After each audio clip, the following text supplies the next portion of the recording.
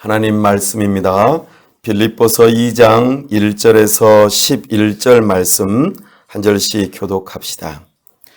그러므로 그리스도 안에 무슨 권면이나 사랑의 무슨 위로나 성령의 무슨 교제나 긍휼이나 자비가 있거든 마음을 같이하여 같은 사랑을 두고 뜻을 상하여 한 마음을 품어 아무 일에든지 다툼이나 허영으로 하지 말고 오직 겸손한 마음으로 각각 자기보다 남을 낮게 여기고 각각 자기 일을 돌보므로 또한 각각 다른 사람들의 일을 돌보아 나의 기분을 충만하게 하라. 너희 안에 이 마음을 품으라. 곧 그리스도 예수의 마음이니 그는 근본 하나님의 본체시나 하나님과 동등됨을 취할 것으로 여기지 아니하시고 오히려 자기를 비워 종의 형체를 가지사 사람들과 같이 되셨고 사람의 모양으로 나타나사 자기를 낮추시고 죽기까지 복종하셨으니 또 십자가에 죽으시며 이러므로 하나님이 그를 지극히 높여 모든 이름 위에 뛰어난 이름을 주사 하늘에 있는 자들과 땅에 있는 자들과 땅 아래에 있는 자들로 모든 무릎을 예수의 이름에 꿇게 하시고 다 함께요. 모든 입으로 예수 그리스도를 주라 시인하여 하나님 아버지께 영광을 돌리게 하셨느니라. 아멘. 다 함께 기도합니다. 하나님 아버지 은혜와 사랑을 감사합니다. 복되고 거룩한 주일 하나님 앞에 나와왔습니다. 은혜를 사모하며 나와왔습니다. 하나님 아버지 이 시간 함께하여 주옵소서. 영광 가운데 임재하여 주옵소서. 하나님 아버지의 말씀 듣기를 사모합니다. 세우신 설교자를 통하여 하나님이 선포될 때에 우리가 하나님을 아는 지식이 생기도록 성령 하나님 우리에게 은혜를 주옵소서. 하나님을 알므로 하나님을 뜨겁게 사랑하여 하나님 앞에 겸손하게 우리의 몸과 마음을 드리는 헌신을 결단하게 하여 주시옵소서. 하나님 아버지, 우리 장락교회가 하나님을 영원히 즐거워하기를 원합니다. 우리 교회 가운데 주님의 영원한 기쁨이 있게 하여 주시옵소서. 하나님 아버지, 우리의 모든 계획이 있을지라도 하나님의 뜻이 온전히 서는 줄로 믿습니다. 우리 하나님께서 함께 하시고 우리의 앞서 행하여 주시옵소서. 코로나19로 인하여 큰 어려움 가운데 있지만 하나님을 사모하며 이 시간 달려 나와왔습니다. 이 나라와 민족을 불쌍히 여겨 주옵소서. 하나님의 주권을 행하여 주옵소서. 하나님의 뜻을 다 이루어 주옵소서. 하나님의 뜻을 받들어 이 나라와 민족을 위하여 수고하는 공무원들과 의료진들에게 지혜와 용기를 허락하여 주시옵소서. 감염자들에게 하나님을 경외하는 마음을 갖게 하여 주시고 저들에게 복음이 증거되게 하시며 구원에 이르는 역사가 있도록 은혜 베풀어 주시옵소서. 하나님 아버지, 참으로 우리와 함께 하여 주시고 우리 주님의 은혜가 충만하기를 원합니다. 특별히 하나님의 이름이 높아지기를 원합니다. 이 시간도 주님의 복음이 신실하게 분명하게 선포되게 하여 주옵소서. 하나님의 말씀을 듣고 하나님께 영광을 돌려드리며 참으로 하나님의 이름만이 높아지는 이 시간 되게 하여 주시옵소서. 우리가 서로 사랑함으로 참으로 예수님의 제자인 것을 드러낼 수 있도록 우리 가운데 함께하여 주시옵소서. 하나님 아버지, 이 시간 함께하시고 영광 받으시기를 원하오며 우리 주 예수 그리스도의 이름으로 기도하옵나이다. 아멘.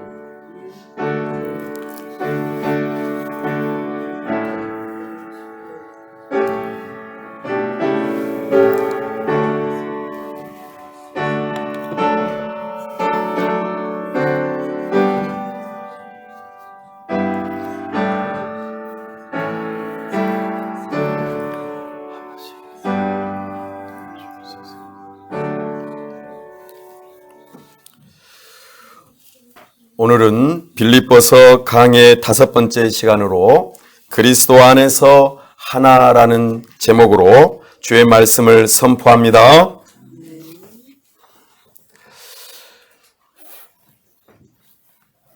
세상에서 최고 경영자라고 하는 사람들이 있습니다.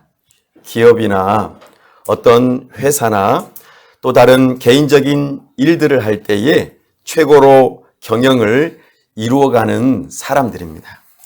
그 사람들의 필독서가 하나 있습니다. 반드시 읽어야 할 책입니다. 좋은 기업에서 위대한 기업으로 되는 놀라운 비결을 쓴 책입니다. 세상에는 좋은 기업도 있고 나쁜 기업도 있죠. 좋은 경영인도 있고 나쁜 경영인도 있습니다. 그러나 위대한 경영인이 되라고 그 책에서는 말합니다. 최고 경영인들이 그 책에서 이루어지는 공통점 2가지가 있다고 말합니다.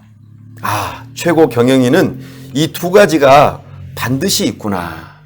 많은 사람들을 살펴보니 첫 번째는 고통을 감내한다는 것입니다. 본인이 뜻을 세운 바 그 일들을 이루어내기 위해서 반드시 노력해야 하는데 고통을 감내해야 한다. 그래야만 위대한 경영인이 될 수 있고 기업이 될 수 있다. 이렇게 말합니다. 그리고 또 하나는 굉장히 놀라운 답변인데 겸손입니다. 반드시 최고 경영인이 겸손해야만 그 기업이 좋은 기업에서 위대한 기업이 될 수 있다 말합니다. 참으로 맞는 표현입니다. 지도자는 고통을 감내할 뿐만 아니라 겸손해야 합니다. 겸손의 반대말은 교만입니다. 하나님께서는 겸손한 자에게 은혜를 베푸신다 하셨습니다. 하나님께서는 영이시기 때문에 눈은 없으시지만 온 세상을 두루 살피시면서 겸손한 자를 찾으신다 하셨습니다. 겸손한 자에게 하나님께서는 은혜를 주십니다. 그러나 교만한 자는 하나님께서 대적하시겠다 말씀하셨습니다. 우리는 너무나도 쉽게 교만해질 수 있습니다. 그 주인공이 한 사람이 있습니다. 바로 접니다. 저는 얼마나 교만한지 남자다움을 드러내기 위해서 차에 시동이 안 걸릴 때 남자답게 보이려고 본네트를 딱 열고는 두루 한번 살피고 아무 문제 없군 하고는 다시 덮고 시동을 걸었던 사람입니다. 괜찮죠? 자동차 볼 줄도 모르면서 제가 해결해 보겠다고 본네트를 열고 그냥 한번 눈으로 쓱 살피고 왜 시동이 안 걸리지? 이렇게 하고는 다시 닫고 시동을 걸었습니다. 걸렸을까요? 안 걸렸을까요? 안 걸렸죠. 얼마나 교만합니까? 남자답게 보이려고 그렇게 있어 보이는 척 하는 것이죠. 나중에는 알고 보니까 온도가 너무 낮아서 배터리가 문제는 없었지만 혼합기에서 문제가 있었어요. 그래서 혼합기를 갈아야 됐어요. 그것도 모르고 뚜껑만 열었다 닫는 참으로 교만한 사람이었습니다. 빨리 겸손한 사람은 바로 전화를 해야 합니다. 어디에다가요? 전문가한테 도와주세요라고 전화해야 합니다. 바로 이것이 겸손한 사람이죠. 그런데 저는 그렇게 교만했어요. 오늘 우리가 빌립보서를 계속해서 살펴보고 있습니다. 빌립보서에서 가장 중요한 절이 있다면 바로 2장 5절에서 11절 말씀입니다. 빌립보서를 음식으로 저가 한번 비유했었습니다. 빌립보서는 마치 구절판 요리와 같다. 동그란 쌈무처럼 빌립보서 한가운데에 빌립보서 2장 5절에서 11절 말씀이 그리스도의 창가라고 하는 이름으로 자리 잡고 있다. 빌립보서에서 제일 중요한 본문입니다. 그리고 나머지 본문들은 거기에다가 하나씩 얹어서 살펴보면서 빌립보서의 핵심을 발견하자 하였습니다. 오늘 또 우리에게는 하나님께서 기쁨을 주시는 한 끼 영혼의 식사를 주실 것입니다. 특별히 오늘은 우리는 빌립보서 2장 5절에서 11절 말씀 핵심이 되는 본문을 살펴보았습니다. 이 앞전에 우리가 지난 시간에는 이런 말씀을 들었습니다. 복음에 합당한 삶을 사십시오. 복음에 합당한 삶은 그리스도 예수 안에서 사는 것입니다. 이리 말하였습니다. 복음에 합당한 삶을 살아가려면 반드시 찾아오는 것이 하나 있다. 그것은 고난이다 했습니다. 고난은 그리스도인들에게 있어서는 필수 과목입니다. 선택 과목이 아닙니다. 필수 과목을 반드시 이수하셔야만 영광이 찾아옵니다. No cross, no crown. 반드시 십자가가 있어야만 영광의 면류관이 있다 말씀하였습니다. 왜요? 예수님께서 고난 받으셨기 때문입니다. 그런데 고난을 받을 때 홀로 받는다면 어떨까요? 너무 힘든 일이 있는데 혼자 그 고난을 감당해야 한다면 너무 힘들 것입니다. 백지장도 맞들면 낫다. 아무리 가벼운 것도 서로 맞들면 낫다 하였습니다. 맞습니다. 우리는 고난을 받을 때 홀로 받으면 견디다 못해 쓰러지고 맙니다. 그러나 우리 하나님께서는 이 고난이 반드시 찾아오는데 홀로 감당하지 말라고 오늘 빌립보서 2장에서 함께 말씀하시는 바와 같이 하나님께서 공동체를 선물로 주셨습니다. 그 고난을 홀로 감당하지 말고 함께 감당하라고 말입니다. 곧 교회를 주셨습니다. 하나님께서는 우리에게 믿음과 더불어 고난이라고 하는 특권을 주셨습니다. 그러나 교회 공동체가 함께 할 때에 이것은 특권이 됩니다. 믿음으로 우리가 하나 되어야 하고 또한 고난을 받을 때에도 함께 고난을 받아야 합니다. 함께 받아 합시다. 우리는 교회다. 우리는 교회 공동체로서 서로가 필요한 존재입니다. 믿음뿐만 아니라 고난도 함께 받아야 합니다. 홀로 받으면 안 돼요. 너무나 외로워요. 감당을 못합니다. 그렇기 때문에 하나님께서는 교회 공동체를 주셨습니다. 우리 모두는 홀로 존재하는 것이 아닙니다. 반드시 우리에게는 교회 공동체가 필요합니다. 교회는 그리스도를 머리로 하는 몸이기 때문입니다. 복음에 합당한 삶을 사는 교회 공동체가 될 때에 우리는 용기를 가지고 의연하게 고난을 함께 견디면서 싸워나갈 수 있습니다. 그래서 지난 본문에서는 교회 공동체 바깥에서 외부에서부터 오는 여러 가지 어려움에 대해서 두려워하지 말고 힘써서 함께 견디라 이렇게 말씀하셨습니다. 근데 오늘은 그 고난이 내부적으로도 있다고 말씀하십니다. 오늘 우리가 읽었던 본문에서 빌립보서 2장 1절에서 4절 말씀에 교회 공동체 내부에서 이 부분을 어떻게 이겨내야 할 것인지 우리에게 말씀하십니다. 오늘 사도 바울은 4절 말씀에서 이렇게 명령합니다. 우리 한번 읽어볼까요? 4절입니다. 시작. 각각 자기 일을 돌볼 뿐더러 또한 각각 다른 사람들의 일을 돌보아 나의 기쁨을 충만하게 하라. 아멘. 바울은 자신의 기쁨이 충만하게 해달라고 명령하고 있습니다.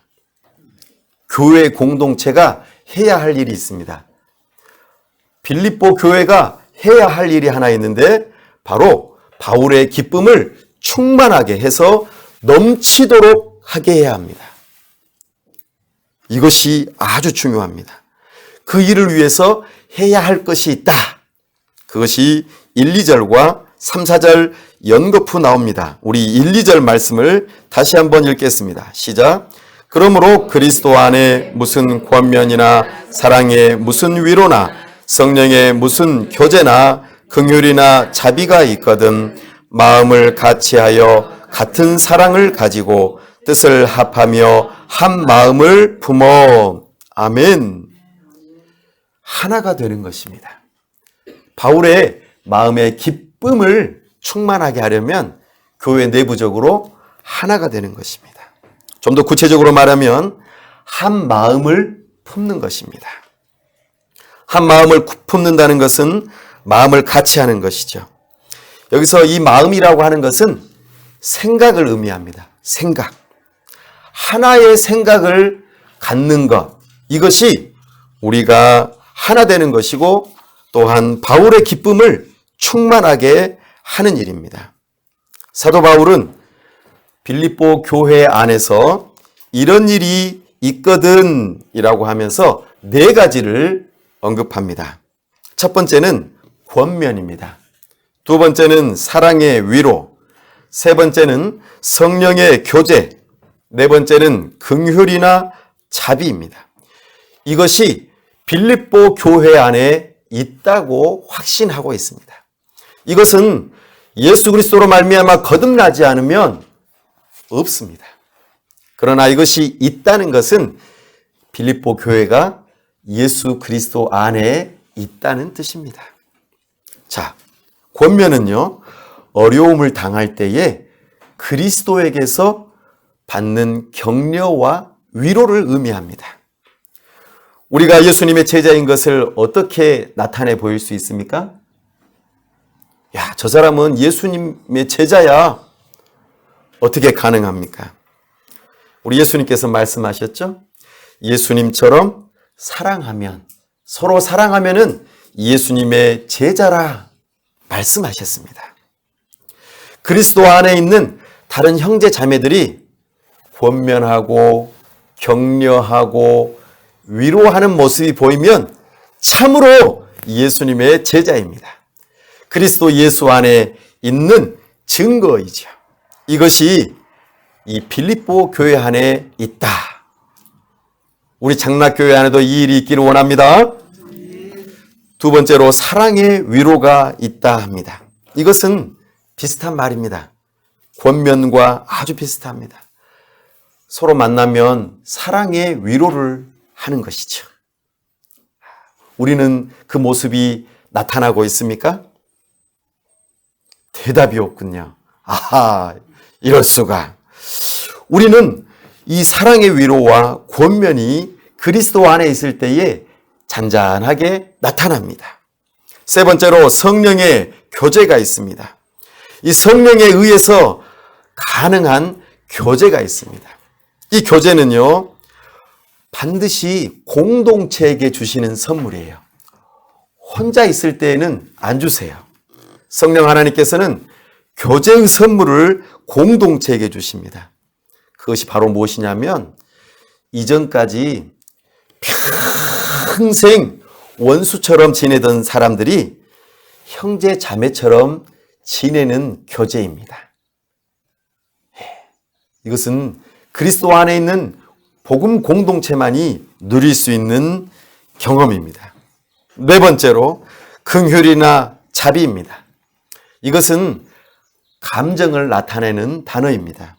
지난번 우리가 빌립보서 1장 8절 말씀에서 예수 그리스도의 심장이라고 하는 단어를 들었습니다. 옛날 사람들은 우리의 감정이 어디에 숨어 있다고 하였습니까? 우리 사람의 내장에 숨어 있다 했습니다. 심장, 간, 콩팥, 십이지장, 큰 창자, 작은 창자 이런 내장 안에 감정이 들어있다고 하였습니다. 그래서 담즙질 이렇게 표현하기도 하고 다양한 표현들을 했습니다. 하나님께서 지금 바울을 통하여 긍휼이나 자비라고 하는 감정을 표현하고 있습니다. 이것은 정을 느끼는 친밀함입니다. 따뜻해. 우리 교회는 따뜻합니까? 차갑습니까? 냉정합니까? 대답이 없으시군요. 네. 하나님께서는 죄로 가득한 인류를 향하여서 긍휼의 마음을 보여주셨습니다. 이 마음은 화해하고 용서를 가능하게 하는 마음입니다. 그리스도인들, 처음 말씀드렸듯이 저처럼 남자답게 보이려고 교만하게 행하였던 그 모습들을 긍휼히 여겨주시고 용서의 마음을 가지고 그렇게 화해하는 감정 말입니다. 이것이 그리스도 안에 있는 교회의 모습이라. 이것은요 매우 중요합니다. 왜냐하면 복음의 문을 여는 열쇠이기 때문입니다. 용서와 화해? 세상에는 이런 거 없어요. 법대로 가는 거예요.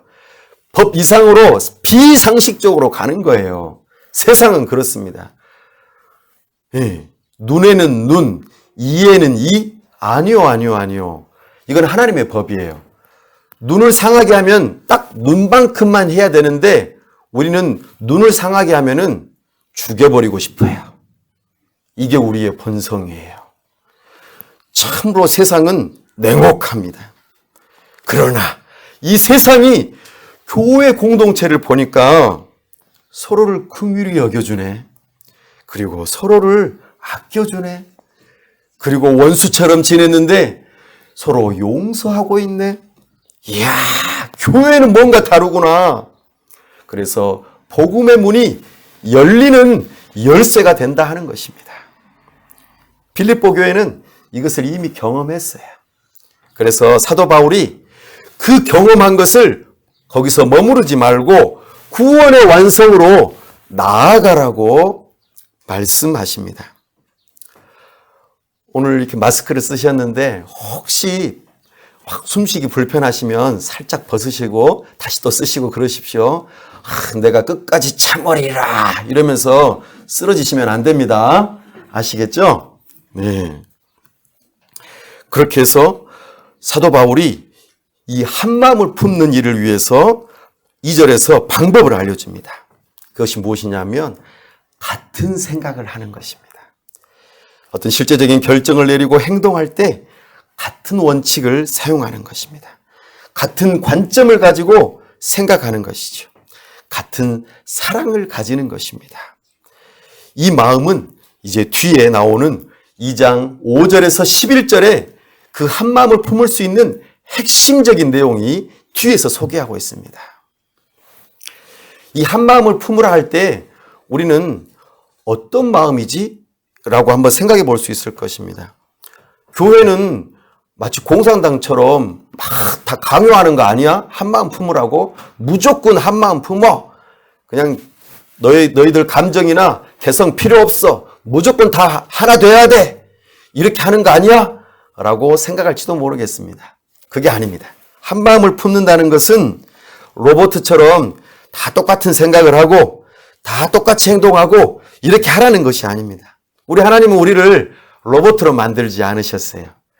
자유롭게 선택하도록 만드셨습니다. 또 생각도 다르고 생김새도 다르고 다 다르게 하셨어요. 이 세상에서 여러분들은 작품이에요. 공장에서 찍어내는 물건이 아니라니까요. 여러분들은 작품이에요. 상품이 아니고 작품이란 말입니다. 각각의 개성 있게 하나님께서 부르시고, 그런데 놀랍게도 한 마음을 품을 수 있도록 부르신다는 것이죠.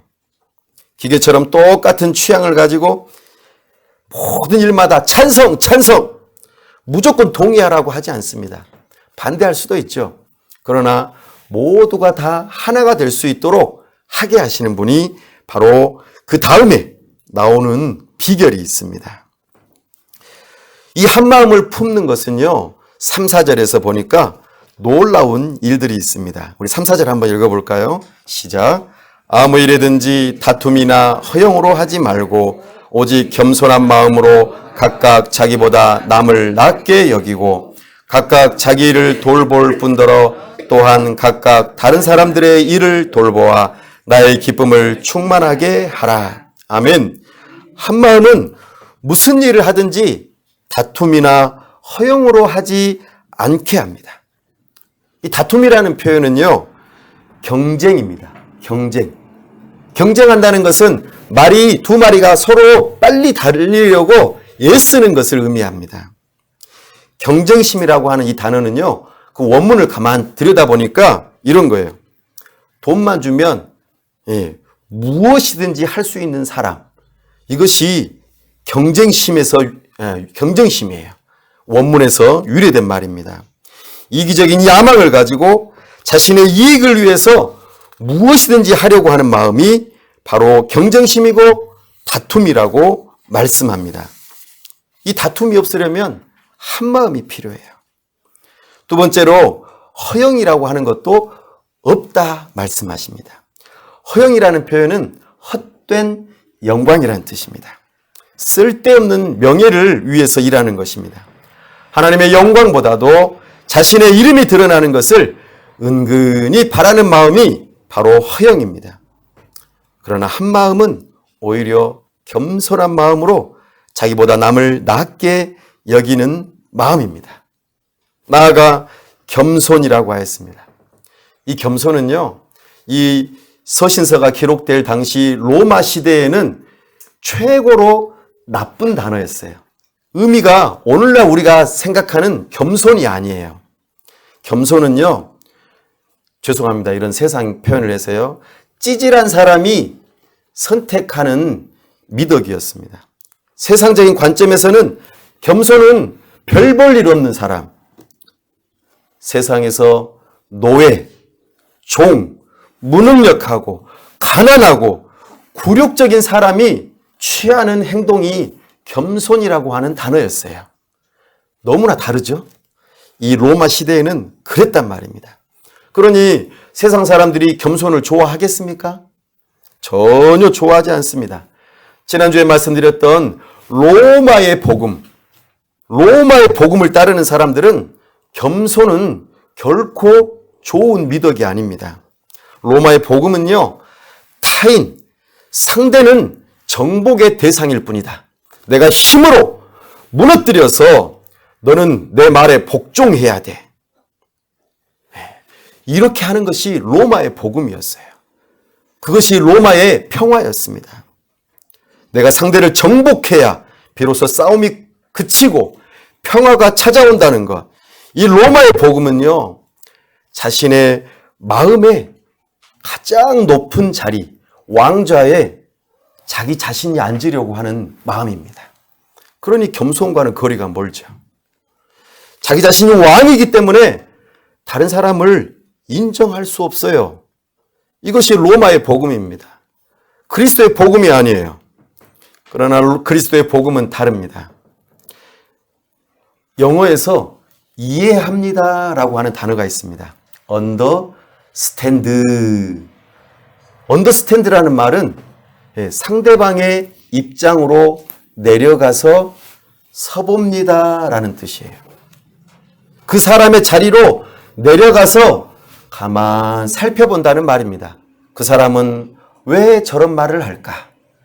저 사람은 왜 저런 상태일까? 상대방의 입장에 서보는 것. 바로 이것이 겸손입니다. 이것이야말로 교회 공동체를 견고하게 세우는 기초라는 것입니다. 다툼, 허영이 없이 겸손하게 교회 공동체를 세우는 것. 이 일을 위해서는 한마음이 필요합니다. 이 한마음은 오직 이 뒤에 나오는 오직 예수 그리스도의 마음 안에서 발견됩니다. 우리는 이 말씀을 붙들어야 합니다. 그래서 빌립보서 2장 5절에서 11절 말씀이 제일로 중요한 말씀이에요. 이 말씀을 제대로 이해하지 못하고 제대로 믿지 않으면 우리는 이 말씀을 제대로 볼 수 없습니다. 5절 읽어보겠습니다. 시작. 너희 안에 이 마음을 품으라. 곧 그리스도 예수의 마음이니. 아멘.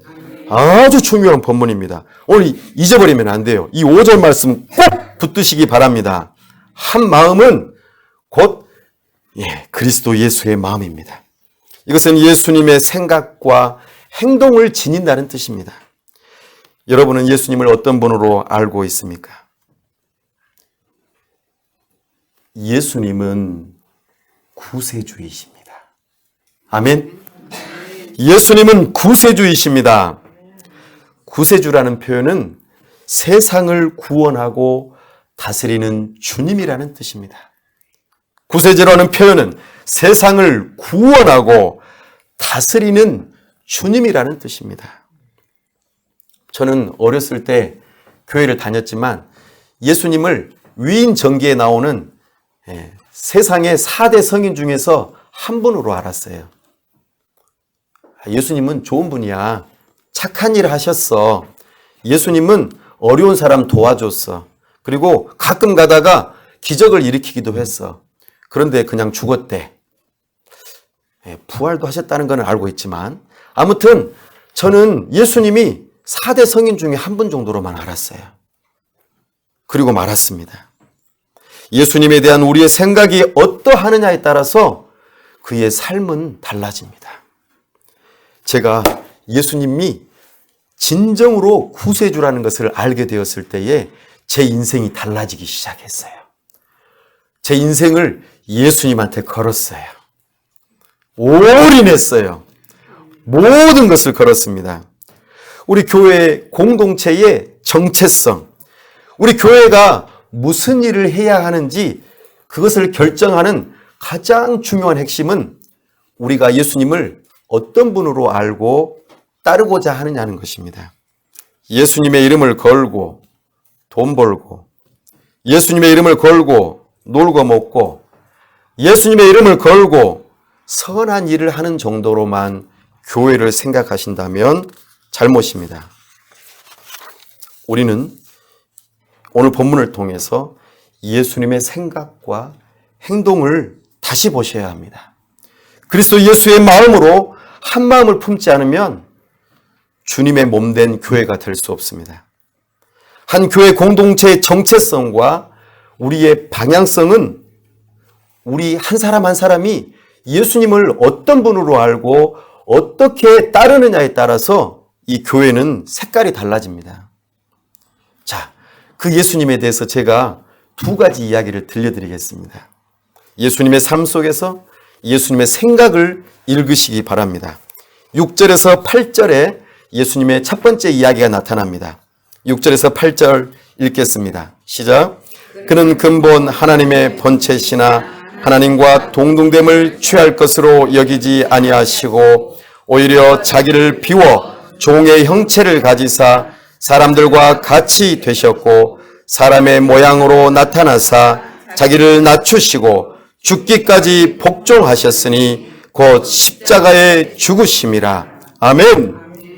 예수님의 첫 번째 이야기는 성육신으로 시작합니다. 성육신이라는 표현은요, 하나님이신 예수님께서 사람이 되신 것을 말합니다.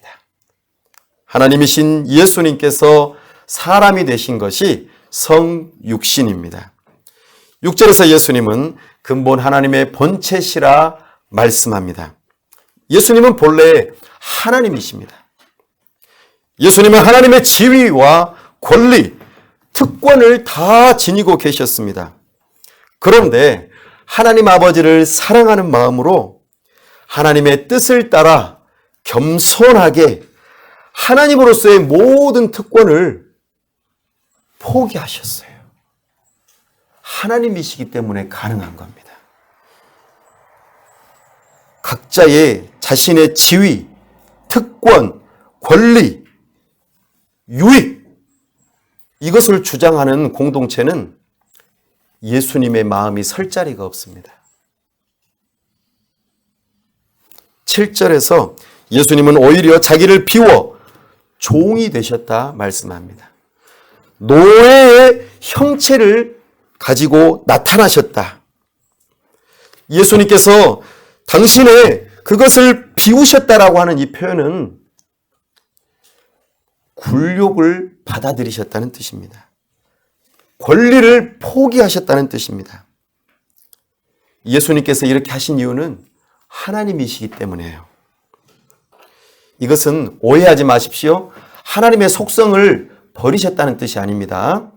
여전히 하나님이신데도 당신의 모든 특권과 권능을 포기하셨다는 뜻이에요. 사용하지 않기로 40일 동안 굶으셨는데 얼마든지 당신께서 돌을 가지고 떡을 만들어 드실 수 있으실 거 아니에요. 근데 안 하셨다고요. 예수님께서 하나님이시지만 참으로 당신의 특권을 누리기를 포기하셨어요. 예수님은 사람 흉내만 내신 것이 아니라 정말 사람의 본질이 되셨습니다. 그것도 높은 지위에 있는 사람의 신분을 가지고 태어나신 것이 아니라 저 밑에 말구유에서 사람으로 아주 천한 신분으로 태어나셨습니다. 그렇기 때문에 우리는 예수님을 통해서 하나님을 볼 수 있게 됐어요. 우리는 예수님을 통해서 하나님을 만날 수 있게 됐습니다. 예수님께서 종의 형체를 입으셨다는 뜻은 예수님이 죄의 노예가 되었다는 뜻이 아닙니다. 예수님은 죄의 노예가 아니에요. 예수님은 죄를 모르시는 분입니다. 오히려 고난받는 노예, 그 고난받는 종의 모습으로 이 땅에 오셨습니다. 이사야서 42장에서 53장까지 이 고난받는 메시아의 모습을 우리에게 이미 예언하셨어요. 예수님은 사람들의 죄를 짊어지고 자신의 생명을 죽음에 내어주기 위해서 종의 모습으로 오셨습니다. 마가복음 10장에서 예수님께서는 모든 사람을 섬기고 많은 사람의 죄값을 치르기 위해서 자기 자신의 몸값으로 사람들을 위해서 내어놓으셨다. 이리 말씀하십니다. 우리는 예수님의 피값으로 죄에게서 사온 예수님짜리 존재입니다. 아멘. 한번 받아합시다. 우리는 예수님짜리다. 사도 바울은 이런 예수님을 주님으로 선포하며 자신을 그리스도의 종이라 고백하고 있습니다. 8절에서 예수님은 사람의 모양으로 나타나셨습니다. 예수님은 둘째 아담으로 이 땅에 오셨습니다. 첫째 아담은 눈이 밝아져 하나님처럼 되려고 하였지만 둘째 아담이신 예수님은 오히려 자기를 비우고 영광을 버리고 자기를 낮춰 죽기까지 복종하신 것입니다. 그 실체가 무엇입니까? 바로 십자가 형벌입니다. 십자가 형벌은 가장 극악무도한 죄인에게 내려졌던 형벌입니다.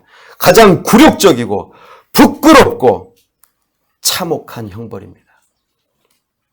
이것이 예수님의 마음입니다. 가장 높은 곳에서 가장 낮은 곳으로 기꺼이 내려오기로 하신 그 마음, 이것이 예수님의 마음입니다. 겸손하게 친절을 베푸는 것을 어쩌면 우리는 할 수 있을지도 모르겠습니다. 그러나 굴욕당하고 내가 무시당하고 인정받지 못하는 그 자리까지 더 내려가는 것을 우리는 견디지 못할 수 있습니다. 내가 누군데, 내가 세상에서 얼마나 잘 나갔는데, 내가 겸손하게 낮아질 수는 있지만 예수님처럼 굴욕적으로 그렇게 낮아질 수는 없어. 이것은 진정한 겸손이 아닙니다. 이것은 로마 제국도 할 수 있었습니다. 그러나 예수님의 그 섬김의 낮아짐은 로마 제국의 그 겸손과 친절과는 차원이 다릅니다. 사랑하는 여러분, 여러분은 이 예수님의 생각과 행동을 품을 수 있으십니까? 그리스도인들의 삶의 방향은 세상적인 방향과 달라야 합니다. 세상 사람들이 계속해서 위로만 향하여 갈 때 예수님은 아래로 내려가셨습니다. 로마 제국과 같이 정복하고 힘을 가지고 잘 되기를 바란다면 여러분들은 예수님과 거리가 멀어질 것입니다. 우리 안에 스며들어 있는 로마 제국과 같은 나를 높이고자 하는 왕좌에서 나를 최고로 높이려고 하는 그런 모습을 제거해야만 내 자리에서 내려와 예수님께서 왕이 되시라고, 그렇게 해야만 우리는 진정한 겸손의 자리로 내려갈 수 있습니다. 어떻게 하시겠습니까? 이제 예수님의 두 번째 이야기를 들려드리겠습니다. 9절에서 11절 말씀입니다. 시작. 이러므로 하나님이 그를 지극히 높여 모든 이름 위에 뛰어난 이름을 주사 하늘에 있는 자들과 땅에 있는 자들과 땅 아래에 있는 자들로 모든 무릎을 예수의 이름에 꿇게 하시고 모든 입으로 예수 그리스도를 주라 시인하여 하나님 아버지께 영광을 돌리게 하셨느니라. 아멘. 9절에서 예수님의 삶과 죽음에 대하여 하나님 아버지께서 이제 어떤 일을 행하셨는가를 우리에게 말씀하십니다. 첫 번째는 높이셨습니다. 하나님 아버지께서 예수님을 우주에서 가장 높은 지위에 오르게 하셨습니다. 예수님의 지극히 낮아지심이 이제는 지극히 높아짐으로 나타납니다.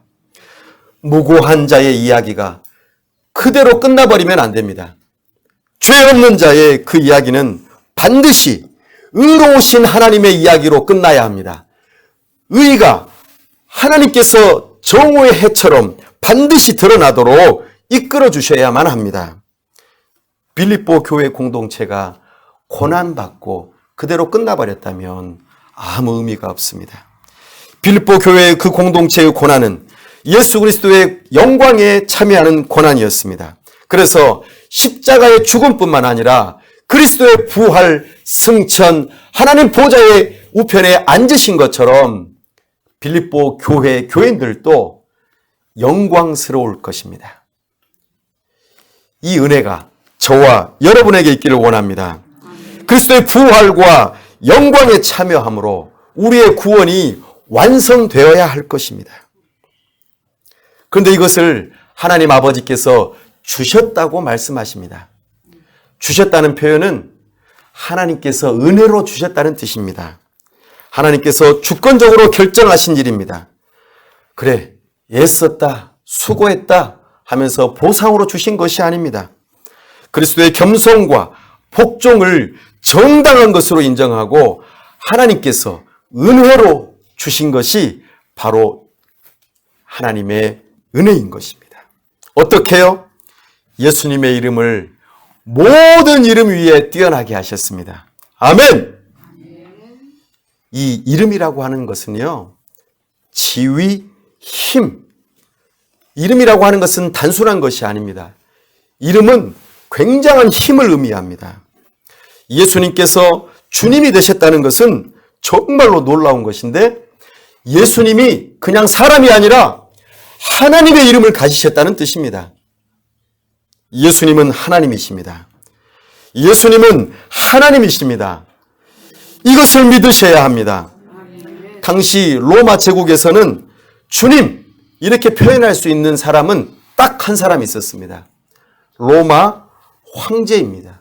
로마 황제 외에는 이 칭호를 얻을 수가 없었습니다. 함부로 주님이라고 이렇게 표현하면 당장에 감옥에 갇히고 죽게 되어 있습니다. 지금 바울이 빌립보서를 쓸 때에 어디에 있다고 하였습니까? 감옥에 있다 하였습니다. 왜요? 예수님을 주님이라고 말했기 때문입니다. 이것은 정치적인 적이 되는 것을 의미이기도 합니다. 예수님을 주님이라고 고백하는 것은 매우 위험한 일입니다. 사랑하는 여러분, 예수님은 주님이십니다. 예수님은 주님이십니다. 우리는 이것을 고백해야 해요. 하나님의 이름을 주신 것입니다. 예수 그리스도를 주라고 고백하는 것은 하나님께 영광을 돌리는 삶입니다. 오늘 말씀하시지 않습니까? 모든 입으로 예수 그리스도를 주라 시인하여 하나님 아버지께 영광을 돌리게 하셨느니라. 아멘. 하나님께 영광이 되는 삶은 전혀 다른 생각이고 전혀 다른 삶이에요. 예수 그리스도의 그 낮아지심까지 내려가야 합니다. 우리의 낮아짐과 실패와 어려움과 고난은 의미 없는 것이 아닙니다. 하나님께서 영광 받으십니다. 그렇기 때문에 특권인 것이죠. 말씀을 정리합니다. 그리스도 예수의 생각과 삶을 우리는 6절에서 8절까지 살펴보았습니다. 그 일에 대하여 하나님께서 하시는 일이 있다고 9절에서 11절까지 살펴보았습니다. 우리는 예수님처럼 예수님의 생각을 하고 예수님처럼 그렇게 죽기까지 순종해야 할 것입니다. 바로 그것이 예수님의 마음을 품는 것입니다. 예수 그리스도의 복음에 합당한 삶을 살아가는 것입니다. 예수님의 생각과 삶과 죽음이 보여주는 것처럼 나 또한 한 마음이 되기 위하여 내 자신이 그렇게 살아가고 죽는 것입니다. 이 삶이 있을 때 우리는 이곳에서 공동체로서 천국을 경험할 것입니다. 내가 예수님을 믿는 믿음으로 죽어서 천국을 가는 것 이상으로 내가 이 세상에서 천국을 경험할 수 있습니다. 복음의 능력을 경험할 수 있습니다. 복음을 내 삶에 적용할 수 있습니다. 그러나 우리가 그리스도의 복음이 아닌 로마의 복음, 세상의 관점을 가지고 이 세상을 살아가고 교회 공동체에서 신앙생활한다면 우리는 하나님의 나라를 경험하지 못할 것입니다. 예수님과는 거리가 먼 삶을 살아가고 말 것입니다. 세상적으로는 성공한 것처럼 보이지만 결국에는 실패한 삶인 것입니다. 왜냐하면 예수님을 주님이라고 높여야만 하나님께서 일하시기 때문입니다. 내가 예수님을 주님이라고 높이지 않고 예수님처럼 낮아지고 겸손하게 죽어지지 아니하면 하나님께서 일하시지 않습니다. 하나님께서 일하시지 않으면 우리는 천국을 경험할 수도 없고 성공을 경험할 수도 없습니다. 서두에 말씀드렸죠? 제가 남자답게 보이려고 할 줄도 모르면서 번네트만 들어 올렸다가 내리고 아무 문제도 해결하지 못했지 않습니까? 전문가에게 전화하듯이 우리는 예수 그리스도를 닮은 자로서 그렇게 살아가면서 예수님은 주님이십니다. 예수님은 주님이십니다. 내 마음에 예수님의 마음을 품기를 원합니다. 하나님 아버지 일해 주십시오. 내 삶에서 일해 주시고 우리 교회에서 일해 주십시오. 하나님의 영광이 드러나 주시옵소서. 이 모든 은혜가 저와 우리 장락교회 위에 충만하기를 원합니다. 기도하겠습니다. 이 시간 다 같이 함께 기도할 때에 하나님, 그동안 제가 속고 살았습니다. 제가 그렇게 저를 높이려고 하였습니다. 이 교만을 주여 돌이켜 예수 그리스도의 그 겸손과 복종을 배우게 하여 주옵소서. 나의 생각과 나의 마음을 예수님께서 하나님이심에도 불구하고 낮아지셨던 것처럼 저도 낮아지기를 원합니다. 죽기를 원합니다. 온전히 예수님만이 주님이 되는 것을 선포하며 하나님 영광 받아 주옵소서. 이것을 우리 교회 공동체 안에서 경험하게 하여 주옵소서. 이 시간 예수님의 마음을 품게 해달라고 주여 한번 하시고 다 같이 함께 기도하겠습니다. 주여! 하나님 아버지, 이 시간 주의 말씀을 들었사온데 우리가 그동안 속고 살았습니다. 나는 겸손한 줄 알았는데 아닙니다. 교만한 사람이었습니다. 내 자신이 다른 사람의 형편까지 내려가 보려고 하지도 않았습니다.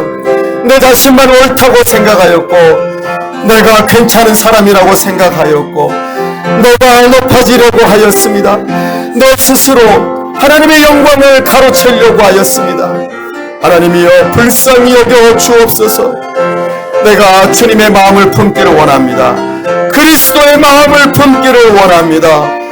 우리 주님께서 하나님이심에도 불구하고 낮아지시고 겸손하게 죽기까지 하나님의 뜻에 복종하셨던 것처럼 내 자신의 뜻, 올바른 생각들을 다 내려놓기를 원합니다. 겸손하게 내 자신을 돌아볼 뿐만 아니라 나보다 남을 낮게 여기며 주님의 복음의 공동체의 경험을 충만하게 하여 주시옵소서. 오직 하나님께서 우리를 통하여 일하시기를 경험합니다. 하나님 아버지 은혜 베풀어 주시옵소서.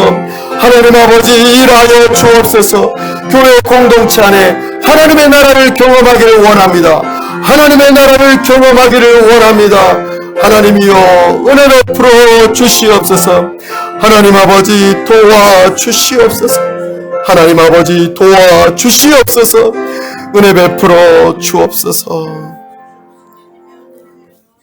하나님 아버지, 예수님의 생각을 품기를 원합니다. 예수님의 마음을 품기를 원합니다. 예수님의 삶을 살아가기를 원합니다. 예수님께서 죽으셨던 것처럼 제 자아를 죽이기를 원합니다. 나보다 남을 낮게 여기며 참으로 복음 공동체 안에서 하나님의 나라를 경험하기를 원합니다. 하나님 아버지, 우리 안에서 일하여 주옵소서. 예수님만이 우리의 주님이십니다. 우리 주 예수 그리스도 이름으로 기도하옵나이다. 아멘.